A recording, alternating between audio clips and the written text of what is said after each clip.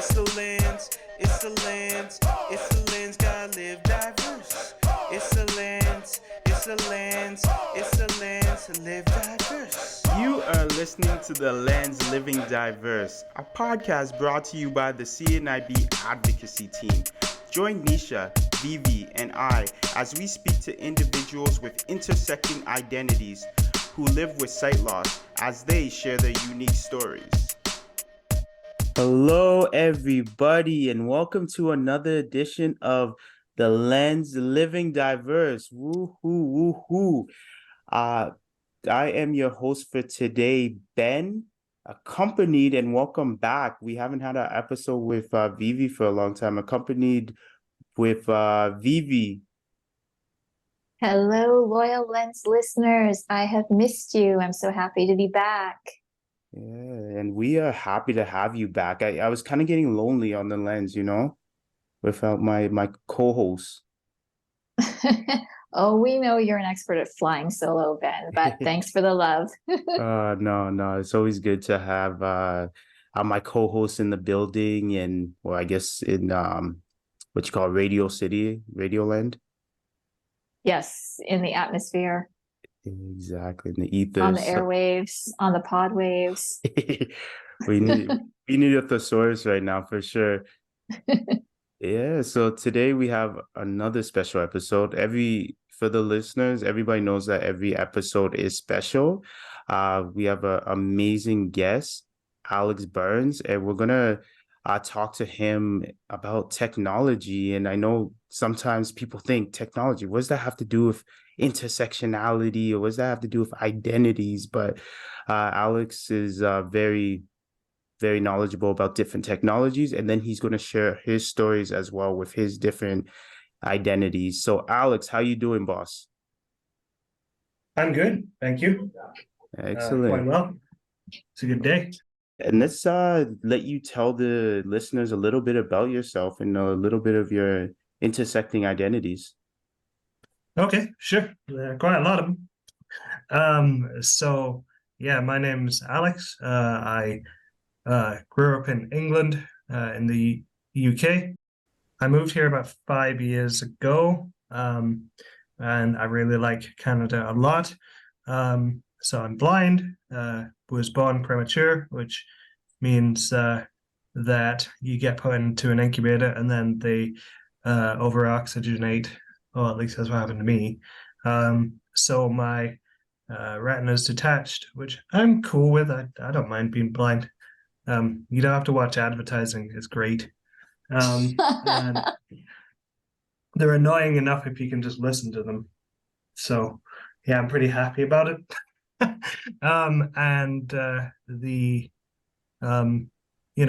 So there's that. Because I was born premature, that meant, well, possibly means that I'm autistic. I mean, I'm autistic, but that's most likely the reason.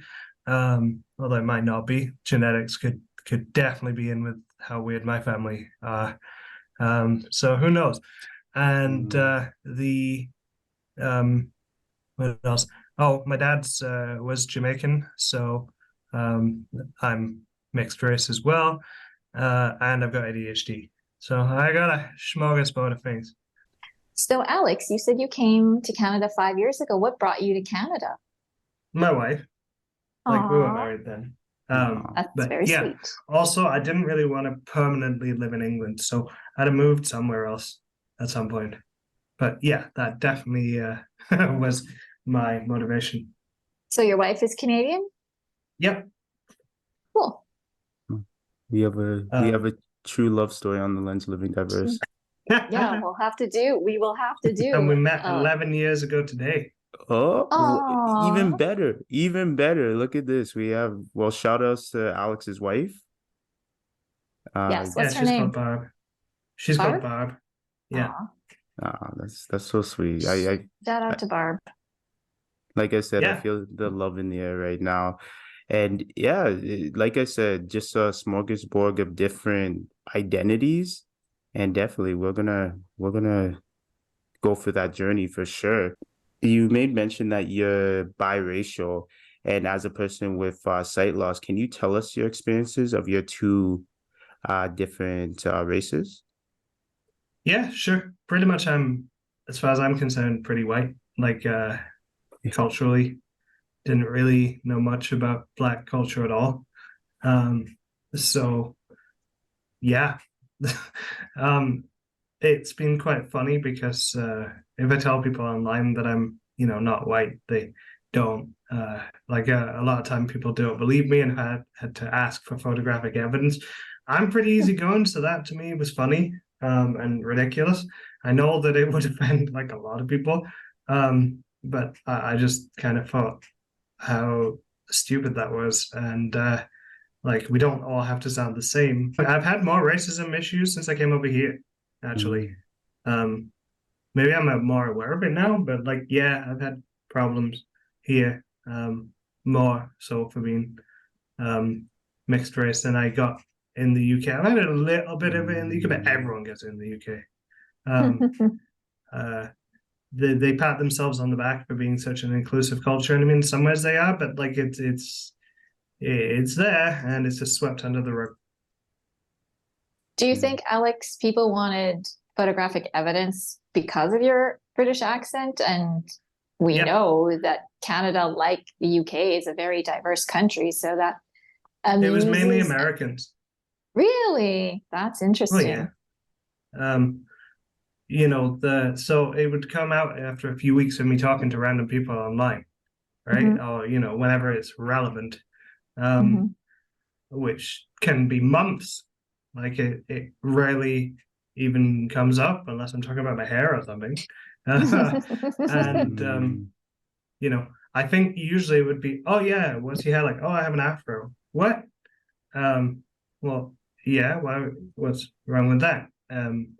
So it would rarely even be broached. Mhm. Some people didn't even know for years because I just didn't think it was relevant Yeah. Right. or Yeah. important. Yeah. Yeah. So as I've kind of gotten more older, I've been aware of racial disparity since I was 15. Like they taught us in history. It was the sanitized version, the version that made England look good. Oh, Mm. we were the first to abolish Mhm. the slave trade, but we still have basically indentured, culture where people do a lot of the menial jobs that other people think that they're too high and mighty to do. So it's there. It's just swept under the rug. Actually, I'm wondering from the Jamaican side because I know with um individuals, like I'm a person who is fully Ghanaian, so right away, like I seek out my Ghanaian descent and I seek out my Ghanaian past. Was it ever a time where you seek that Jamaican heritage, or was it just kind of like something that okay, like I have my other side and that's good enough kind of type deal? So my dad was not a nice person at all. So I ignored 95% of the stuff he said. Um, Mm. and he also got the Jamaican beaten out of him at school and, Mm. in the streets kind of thing. So he pretty much like, I don't know, I learned nothing from him, next to nothing, apart from random disjointed stories about Jamaica as a kid. Like that's it. He moved when he was 6, you see. So Definitely a interesting dynamic, right? Because it's where your experiences kind of provided the idea of how you feel about like your culture, right? Even just to make mention about your other disability of being on the spectrum as well. And I found that with the podcast, we have individuals who emphasize on just being persons with low vision or blindness. So with being on the spectrum as well as living with sight loss, do you find that that ever clashes? And just like you being oh yeah. biracial, do you find that you kind of have to pick back and forth which one at all? So I've never felt the race. The race doesn't even come into my awareness of things very often. Like Yes. this is probably going to sound bad, but like I know that culturally there are interesting things there. Like I'm pretty psyched to go over to Jamaica this year and see how it is, you know? That's one of my plans now that I finally have money. So that'll be good. But the only time that I think of myself as being not white, or at least on the threat, is if I'm out at night. Then I'll be like, oh, you could be attacked. If you're attacked, then you have to fight. If you fight, then there's going to be, you know, who are they going to believe? That kind of thing. Obviously, knowing that we're being gunned down in the streets in like in a lot of places, or hated, and for that is also there. But other than that, I don't think it fits in. I don't even consider it as part of myself. Wow, that's interesting. So then, Alex, would you say that you're a person then that could pass, since you're biracial, right? Like, so we say in the Black culture, you could pass, meaning that you could pass for a white person. Well, visually, no. You're going to see a huge afro. Like that. And now I finally learned how to actually, you know, do my hair properly. So now it's not like a raggedy thing. It looks better than it did. It feels better. So, I mean, I don't think I pass in that way. People are going to know. But in terms of how I act, yeah, I mean, look at my accent. It's very kind of, well, I don't really know what it is. It's a mishmash of everything. I changed my accent as a teenager too. Yeah, tell us about that. How did you change your accent, and why did you feel the need to change your accent?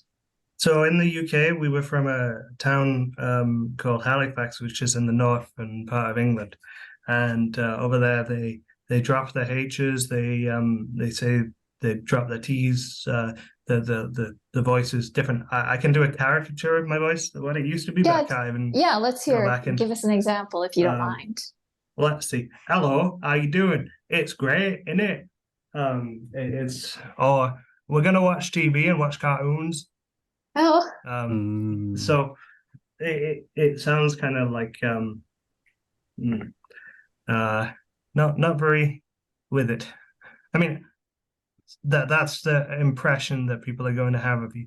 So I was into reading books since a young kid, and I thought, well, if I want to have aspirations of doing anything, my accent has to go. So yeah, it changed. I changed it about 15, I think. Interesting, because I don't know about yourself, Vivi, where when I'm talking to my family members, my words change, and I start speaking with an accent as well. So I know exactly what you're talking about. Is that the same with you, Vivi? I know exactly what you both are talking about. And I guess now we'd call it kind of a code switching. But yeah. I just remember when I was little, really noticing that my family spoke differently than everybody else I heard around me. And at that time, I thought that was weird and different. So I didn't want to sound like them. So I think I took the opposite path. And I thought, well, you guys sound different and you don't sound like all the other Canadians. And I don't know how I feel about that. So I think I'd rather fit in than sound different. And even at home, like I really think I consciously or unconsciously perhaps worked at trying to sound Canadian. That's exactly what I did, because smart people don't sound like that, was my logic at the time. And I practiced. I was like, right, I'm going to mimic these posh people, and I'm going to sit and I'm just going to mimic them repeatedly to myself. It was very, very consciously done at that age. Yeah, that's very interesting. And how was it coming to Canada with that kind of actually, how old were you when you did come to Canada? 28. Okay. So yeah, no problem then. I chose to come here. Like I wanted out as soon as Brexit was on its way. That was me gone, like as soon as possible. My wife was horrified one time when we were there, and somebody threw rocks at the cab drivers, And also somebody asked the cab driver, one of the other cab drivers who was helping us in the store. So a lot of drivers there are Indian or Pakistani. Not always, but a lot. So somebody came up to us in the store and said, "Hey, where are you from?" To him, not me. And he's like, "I'm from here." No, where are you from? And she was like really upset. I was like, "Oh, this kind of thing happens here." Like, it's, yeah, I'm not surprised. And she was like, "But that's horrible." And I was like, "Yeah, it is."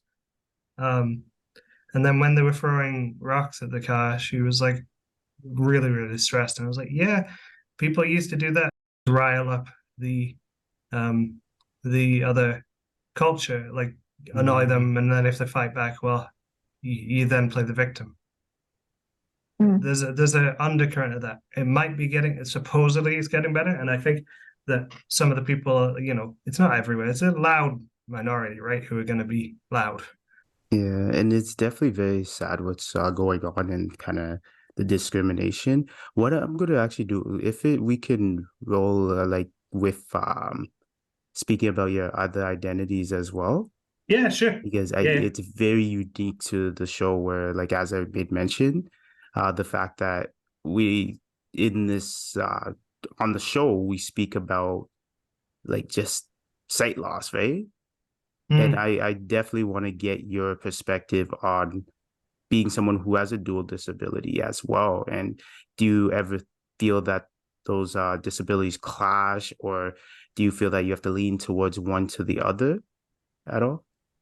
Okay. So, I think that the being autistic at first was more of an impediment. Now I understand the script. I've learned how to communicate in a reasonable way now. But at the time, growing up, there was no difference in people's tone to me. I could not differentiate tone. That is a common symptom of that. So I couldn't hear if you were mad, angry, or happy, whatever. It just all sounded the same. I also spoke in a monotone. Now I've worked on my elocution. It's, you basically make yourself scripts, you follow the scripts, and then it becomes subconscious. That's how I feel being autistic is in a nutshell. So I was mocked a lot by my family and siblings. So about 12, I told them that I did not detect or understand sarcasm. So they, of course, laughed at me even more. And then I thought, okay, well, it's time to go and learn this stuff. So I would take books, like read audiobooks, and I would be mimicking and analyzing the way that the character sounded when the thought process was going on. It was one of the best ways of learning that. It took me a good few years to start understanding. And then once I understood, now I'm hyper aware. I'm listening for breaths. I'm listening for pauses. I'm listening for subtle inflection. I'm listening for that little tone down when somebody isn't really sure about something, or that enthusiastic tone when they are, or the pause when they're awkward but they don't want to say anything, and the hitch of breath if they're anxious. There are so many tells that once you understand, you can systematize it. It fails when I'm tired, like if I'm wrung out, like I can't, my humor detection dies completely. Everything is literal, and there's no differentiation in that. It's like I can tell when I'm hitting a limit because my skills regress, and I go from being able to just quip to not figuring out that the person isn't serious, and then so in my job now I think it's an asset because I'm hyper aware. So because I'm hyper aware, I teach tech. I can tell if somebody sounds upset or impatient or wants to leave, and I can say, "Hey, you sound this way. Do you want to leave?" Psychology helped me understand as well the how to phrase things and how to ask questions. So my whole existence is kind of turned around from not being very charismatic and quite shy and introvert. I'm still introverted, but I understand how to communicate. Get somebody talking about themselves. When they talk about themselves, listen, show interest, genuine interest. They'll love you. Nobody cares about other people's stuff. So just doing that means that your whole personality shifts. When then you become more confident. When you're more confident, people respond in kind. Then you can get away with blabbing about your random interest that nobody else cares about because you've listened to their ones first, and then they'll either humor you and be like, "Oh, I never," and try and exit the conversation gracefully if they can, or they'll say, "Hey, I'm bored."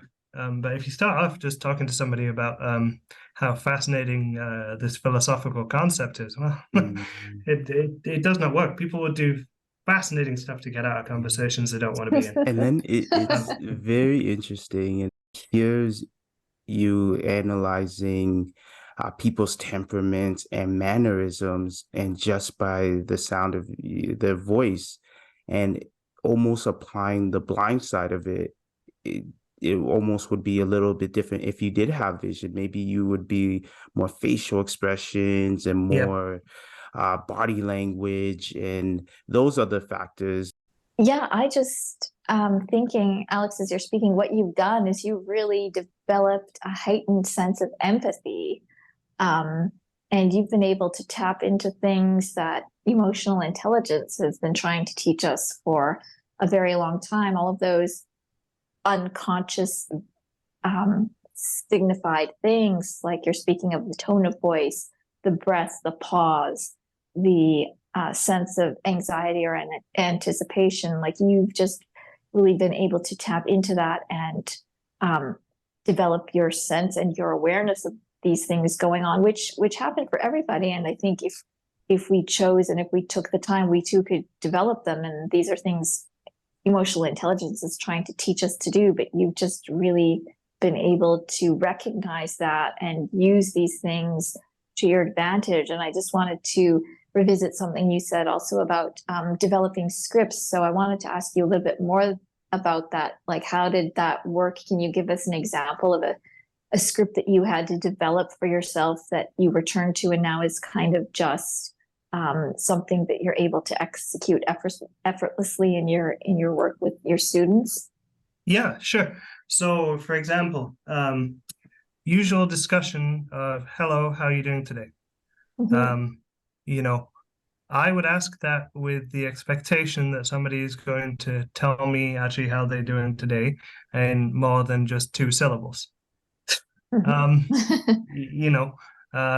Oh, I'm okay gives nothing. People are cagey with how they feel. So then it's how are you doing today is more neutral. And I've only in the past 2 years understood why people talk about the weather. Apparently it's a common thing that makes them feel comfortable, and it's a thing that everyone can know something about because they step outside or they look outside their window, and it gives them a sense of shared comfort and identity, so that then they're able to go into the deeper topics. So sometimes I did a lot of experiments on the trains. When I would be on trains, I would just go up to random people and start testing out dialogue to see what would happen. Yeah.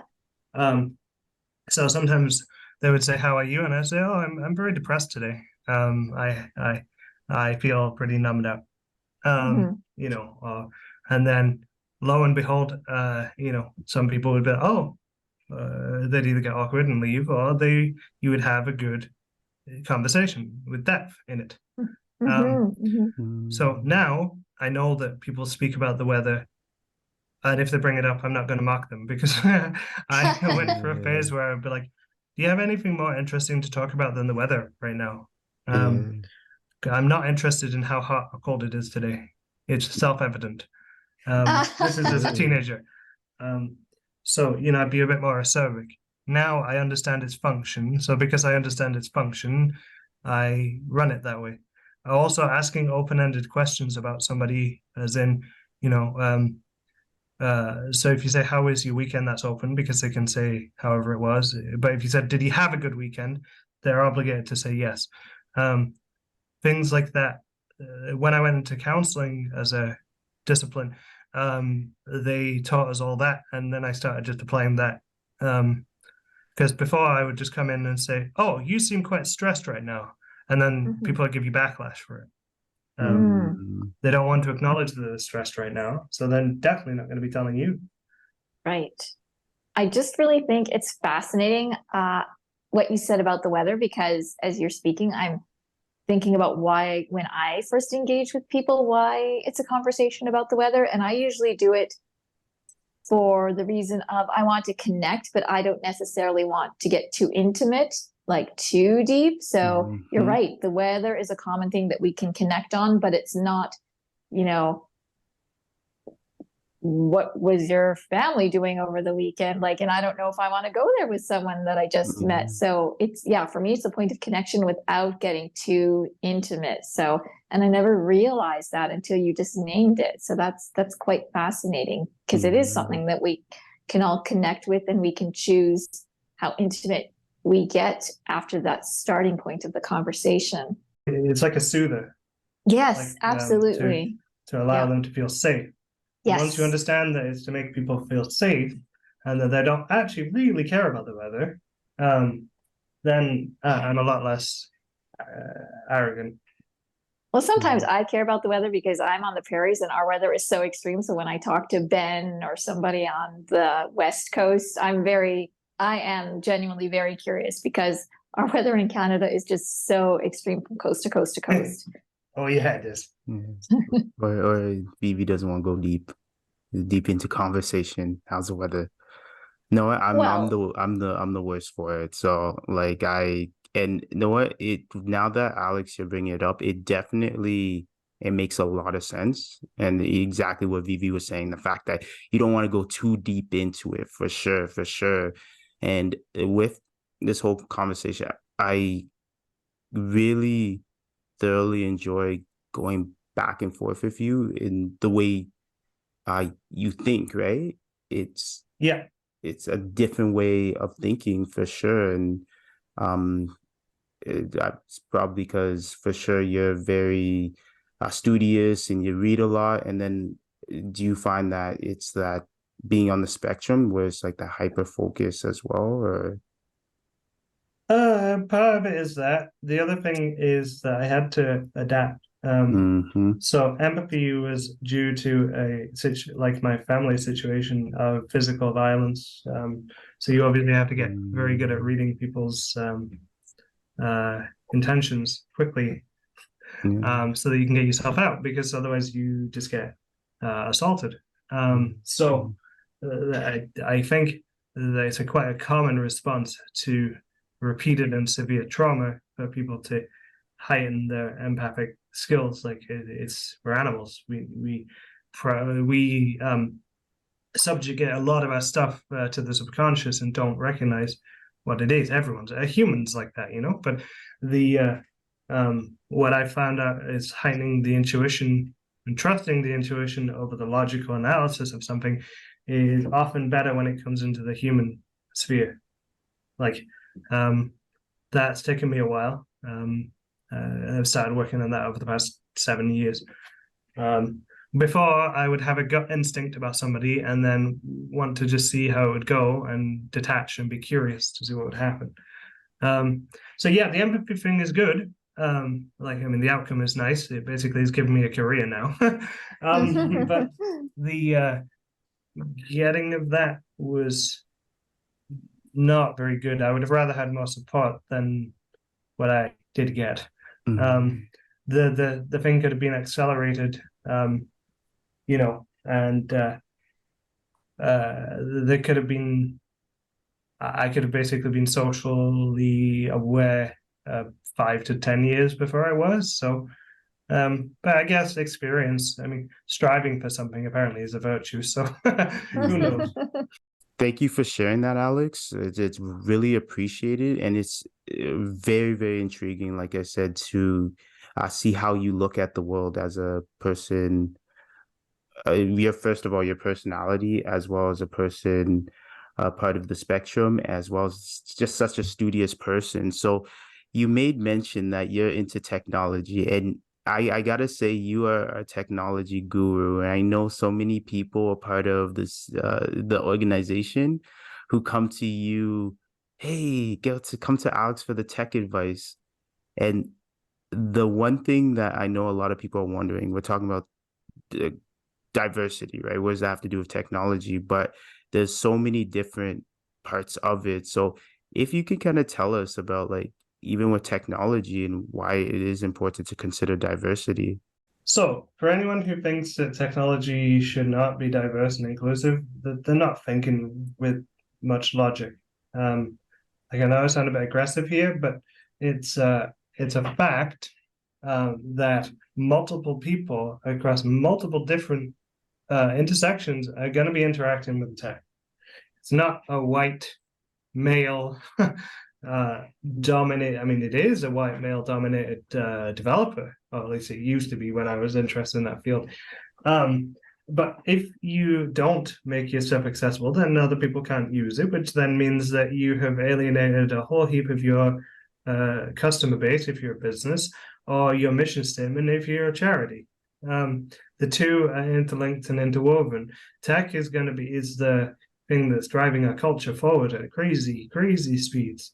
The insatiable knowledge to keep pushing and exploit and get more things is a cancer, really. But the upside is that for us, we can read information that we never could access before. You would have had to get somebody at school to go and read through all your journal articles at university. If you even got to university, if anyone even taught you Braille. So, there are so many problems that tech adds on accessibility as an afterthought and then alienates more people, because what could work for me might not work for a deaf-blind person, or might not work for somebody coming and learning the language, for example, of English, I mean. Or there's no black speech synthesizers yet. Mm-hmm. There's that I was searching. My wife said to me a few months ago, "Hey, is there a black speech synth yet?" I was like, "I have no idea. Never thought about it. Don't know." She's like, "Well, come on. They must have an African or a Jamaican one." Nope, not yet. Why? Because people haven't bothered to think about how the phonemes would change if and how to get the accent coded correctly if it was not their dominant language or speech. Sorry. So, there's been no investment in that. And that's just a tip of the iceberg. Being blind, we complain when we can't access pictures. Well, we're just about getting the ability to access pictures now with the Chat GPT if it comes in the way it should. But then we're going to have virtual reality, which is going to put us right back to where we were scrabbling at the margins, unless people decide to step up and spend the money. And use their money and understand that their business is going to work a lot better by investing in stuff now and fixing the problem now. There's also other things like dyslexia, dyscalculia that you're not going to know that people have, and color blindness, and different light levels. There's different speech things. There's people who can't use Braille at all who are blind. There are people who, I'm dyslexic too. I forgot about that. So for me, letters jumble around, which is weird. It's obviously not a visual thing. It's a brain thing. The E's and the I's and the E's and the ENs sometimes change for me, and different bits of Braille. So when I found being able to just grab books online and read with the synth, even, I was reading 5-6 books a week, probably more. I don't know. So I went for a period in my teenage years where I eschewed hanging out with my friends in person for just reading. It's getting better because companies are being made to think about it more, but we have such a long way to go. Like mathematics is rendered useless unless you have I was not able to do very well in mathematics because it's all visual. I can imagine a lot of you guys who are blind would understand that.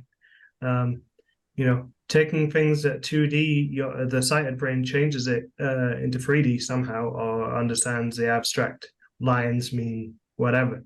If you don't have that, you can't interact. If you fail maths and science, you can't go to university. You've no chance. So and what a way of diminishing talent for so many people. and then for further perpetuating the problems and the stigma and the issues. So when I got a laptop at 10, I was pretty clued in that this is going to be how I can access most of my information, and I need to learn this thing pretty quick and get very good at it, because this is what's going to get me out of my family and away in the next decade or two. Yeah, Alex, so I was just interested in what you were saying about having a diverse synth, for lack of a better phrasing, like Black voices and synthetic voices. And I'm wondering if we're getting closer to that with all of the advancements in AI, because I know, AIs are producing songs by hip hop artists and things like that, and they can replicate their voices pretty exactly without even that artist being involved, just doing a grab of a sound and then you can produce something. So do you think we're getting closer to having those kinds of synths? I'm making my friend sing at the moment. That's I'm part of the mainstream for once in my life, like at least a techie mainstream, which is kind of funny. I've been into what AI can do for the past year or two. I've started to become fixated on it because it's fascinating. Somehow it can extract pitch out of a person's voice and break it down into mathematical equations, which I don't understand any of how it's actually doing it under the hood. But you sit and you spend hours on Google reading and researching, and then eventually, I have my friend sing Shania Twain. So it's not good yet. It's going to take a bit of time for it to become good, but there are severe problems. Not problems. I think it's a fascinating way of doing it. I also don't think you can copyright a voice, but now we're going to get into my political beliefs on copyright and how weird it is. But so yeah, there is potential. What needs to happen is they need to be able to have it so it can do the speech at real time. So if you type in text, the AI takes a bit of time to be able to read it back to you. So there's a lag. When the bottlenecks become less and when people think about doing it, like you've already got people who are linking Chat GPT to a clone of their voice and having it speak back to them. So so people are thinking about it. So yeah, that could help. Then the flip side to my disdain of copyright, though, is would you like your voice being used without permission? I don't know how neutral I'd be if somebody did that. If they did it to make something interesting and funny, it would be great. If they did it to do something harmful, but then how are you ever going to stop that? The regulation that they want to have on it, unless you start censoring the words that the AI can say, which then leads you into a whole heap of other like philosophical problems. It's definitely like an ethical, that whole ethical side of it. And something that when you were speaking about prior, when we first even brought up the idea of technology, and even with, I guess, Vivi mentioning if there's Black voices as well, and when that's going to happen, I'm finding the importance of including diversity and inclusion into technology, because it could be a form of colonization, right? Like, once again, that historical side of it, where it's just like, just because we're individuals who are using a screen reader, we have to have a white sounding voice, right? It's like no options. And even an example that popped into my head for people who use emojis. And and there's an argument where people are like, they're yellow, they're happy faces, but at the same time, like, the fact that for years it wasn't a thumbs up that had a black hand, which looked like my hand, you know what I mean? That were kind of, because emojis represent us, right? Right. Yeah. I just learned the other day, a friend told me that you could change the color of your emojis. And I said, well, you're going to have to show me how to do that. Because they're yellow. I never knew that. Wow. I did not know you could do that. I said to them, you're going to have to show me how to do that, because yes, they're yellow, and theoretically yellow isn't a neutral, nondescript color. But yeah, just to have that choice to have something that's a little bit more reflective of you, I think there's power and autonomy in that. Just just in the choice. Like, you don't even have to use that option, but just the fact that that option exists, I think, speaks to, a source of power that we can access. Exactly. And then even on top of that, I'm going to throw another, Alex and Vivi, I'm going to throw another layer onto that using voiceover. So can you imagine you could change your emojis, but voiceover wouldn't even tell you? Yeah.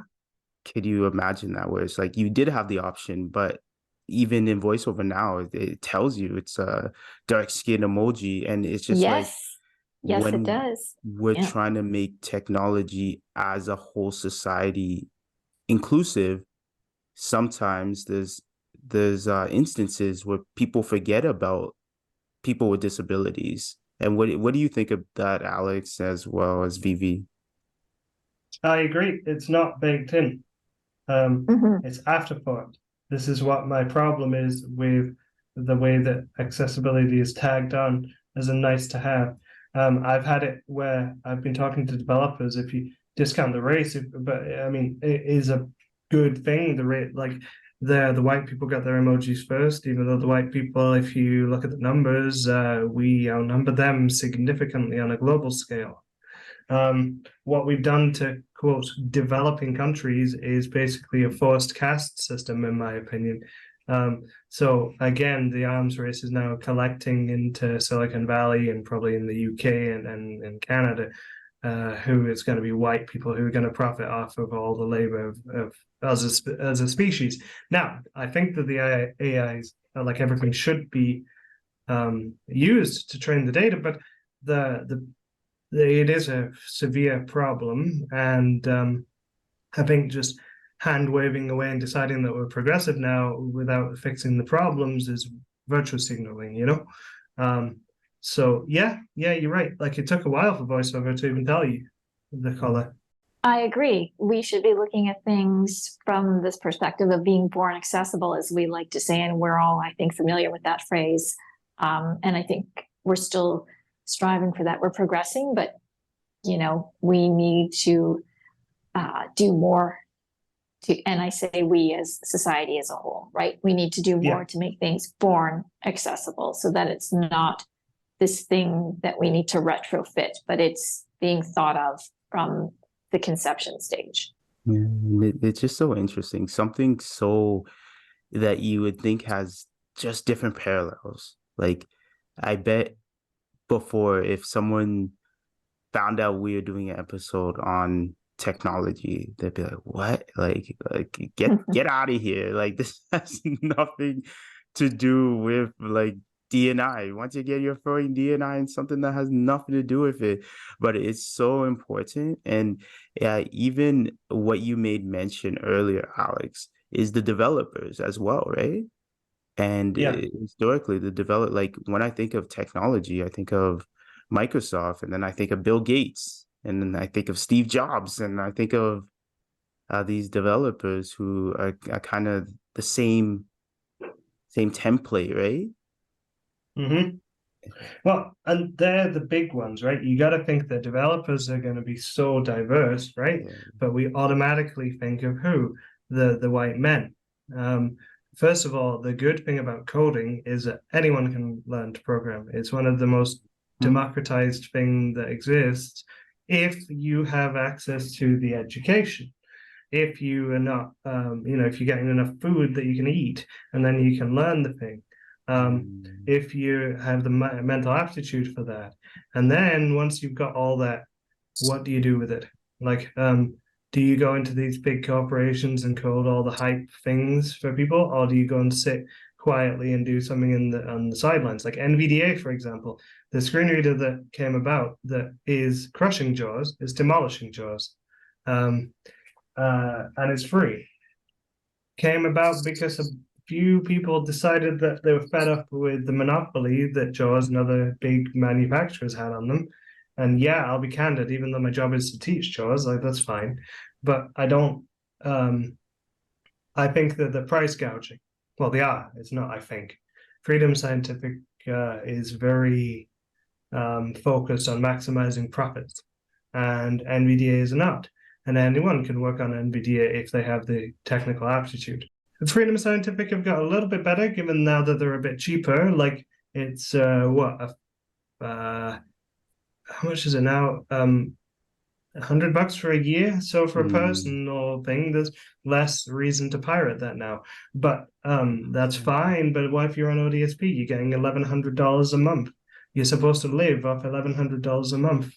And you're not going to be able to afford that software, which then means that people, like a lot of times when I teach come to work, I give people open alternatives for things like NVDA for the screen reader and OpenOffice for the Word suite.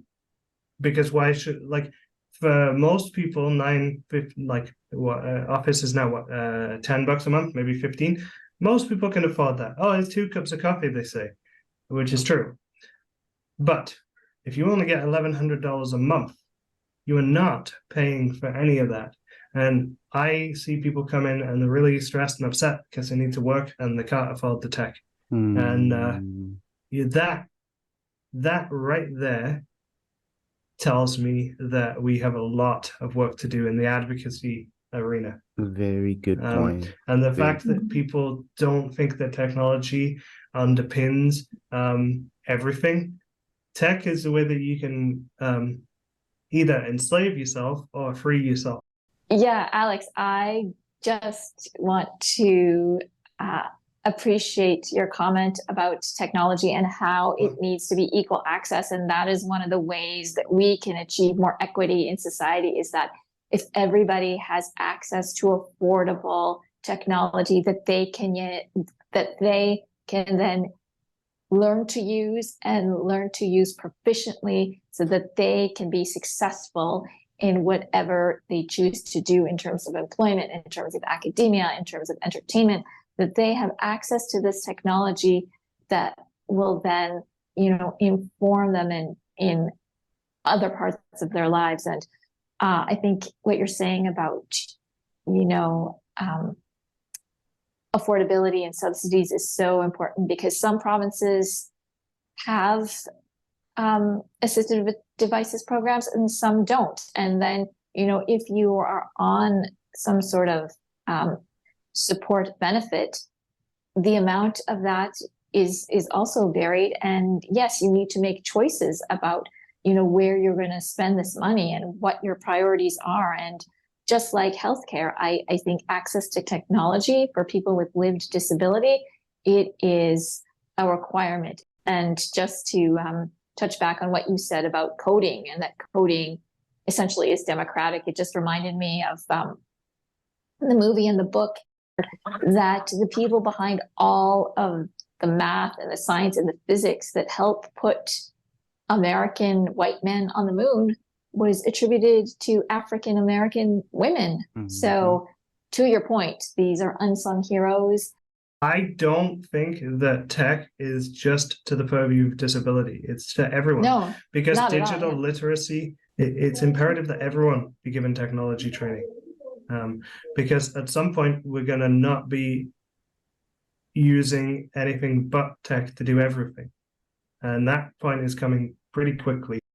Yeah, and it's definitely very, very interesting, and very, very great perspective on even technology as a whole and applying it to diversity and inclusion. So we are coming up to the end of the episode, and I hate when this happens because it's just such a good conversation. The ball's rolling and we're getting so much insight. But the one last thing I would love you to do is if you could leave the listeners with any final thoughts about your identities as well as technology, or just anything that you would like to let the listeners know. Okay. Yeah, I think that people need to be including all of these things in the ground zero. So if anyone here is deciding to have a business or is going to go on a venture, you need to be thinking about all of this stuff in the beginning before you even start. If you've already started and you're stressed because you don't know what to do, then you need to be going and finding people who are going to help you, and not assuming that you know what's best for them, for those people. Like if I made a website right now, I know nothing about deafblindness. I know next to nothing. I know that they use a braille display, and I know that they can go on a computer because we can use a computer with a braille display. That's quite ignorant. I know nothing. If I was going to make something that was accessible to them, I would need to go and do research, and that research would pay me off a lot, because there'd be so many people who are grateful to just use the stuff. Like the fact that now I can go on something and my iPhone will read what the picture is, means I'm more likely to and feel more connected and more able to partake in the mainstream. So many people think we can't even type. So many people think that we can't cook and think that we can't dress ourselves and can't participate in the world. We used to be an institution in little homes. So think about that whenever you're going on whatever your ventures are, and just remember that there are 8 billion people here now in the world. It's a lot of people. And you want that to be as accessible to as many people as possible. Alex, I just want to thank you for appearing with us on The Lens today. Thank you for your candor, your sharing of your life journey, your blindness journey, all of the identities that make you who you are, your perspective on technology. I really enjoyed our conversation, and I feel it was so informative. I thoroughly am grateful to have you as a guest, and I hope maybe when more things advance in the world of technology, you'll come back and talk to us more about what's going on and what you're working on. I agree with Vivi. Thank you for coming on The Lens Living Diverse. If you liked today's wonderful, hard-hitting, thought-provoking episode, you could stream the episode on your favorite platforms, as well as if you enjoyed any episodes in the past as well. And then also, if you would like to know more about diversity inclusion within the CNIB, you could go to the CNIB website, go to Advocate, and then click on We Are CNIB, and we have a plethora of different resources. And last but not least, if you have any input or you would like to be a part of The Lens Living Diverse, you could email us at advocacy@cnib.ca. Once again, advocacy@cnib.ca. So what a wonderful episode, as we made mention.